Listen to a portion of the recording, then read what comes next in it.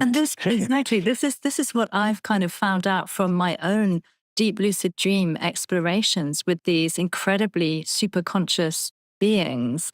That if there's one message that I could gather from all of them and sum it up, I can sum it all up in just 4 words. We are all one. That is what they always show me. Like with yeah, these downloads, or with I've had lucid dreams where I've been shown the underlying source code of the universe just held up in the air, a bit like in the dream, in the deep lucid dream that I just shared with you. And I've seen all these figures and numbers and geometric shapes, and they all come together. And it's like this incredible cosmic dance. And I've recognized, wow, this is what I'm seeing. This is what it's all about. It's so complex. Your mind boggles. You try and remember it all while you're in that state being shown it, but you can't possibly right, bring it back. The right. message, the underlying message is always like, we are all one.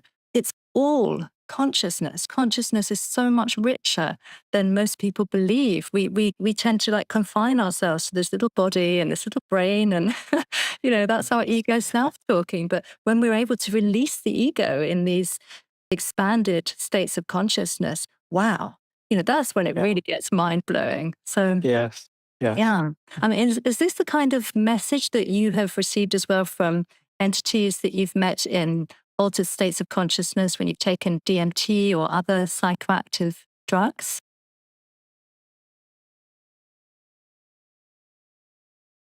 Yeah. Yeah. Absolutely. I mean, Yeah. there's definitely. I mean, that's one of the I think the most important things that people bring back from their psychedelic experiences is the blurring of boundaries between themselves and the external world, and the feeling of inter not not being separable from the rest of the universe. And I think that this is this is so valuable because of the ecological crisis that we're in. And I think that that's partially why there's been kind of a psychedelic renaissance, why things like magic mushrooms and ayahuasca have become so powerful, because they dispel that message to so many people that we are our environment, that our environment is not something separate than us. And what could be more important during a period of, climate crisis right now, that, to understand that what we do to our environment, we're really doing to ourselves, Yeah. because it's just, we're, as you say, we're all one.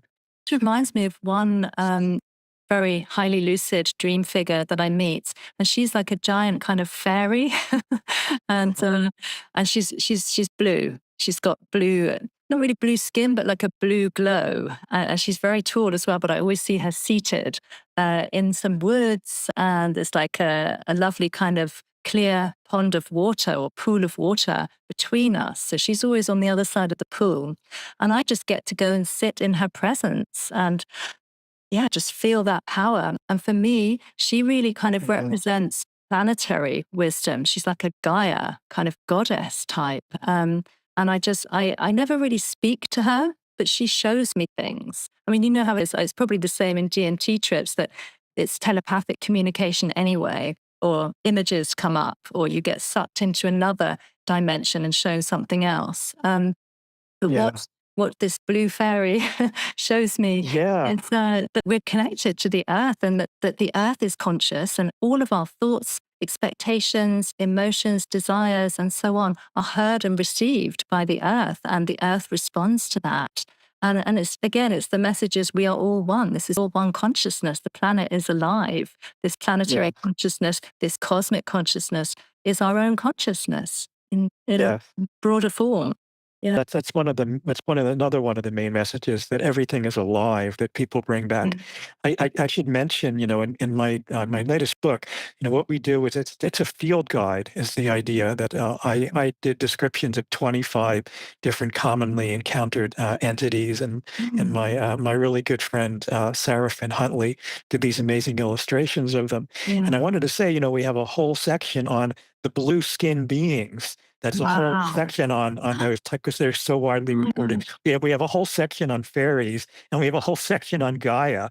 So all Oh, the things cool. that you just named, there's actually whole sections on that we went into Wow. because they're so commonly reported, these types of entities. Well, there's some of the beings, like the reptilians, the praying mantis beings, the gray aliens, they tend to be kind of indifferent, and tend to experiment on us, and they don't always seem to have the best intentions. And there are others like the self-transforming machine elves that seem to be more mischievous in the way they interact with us.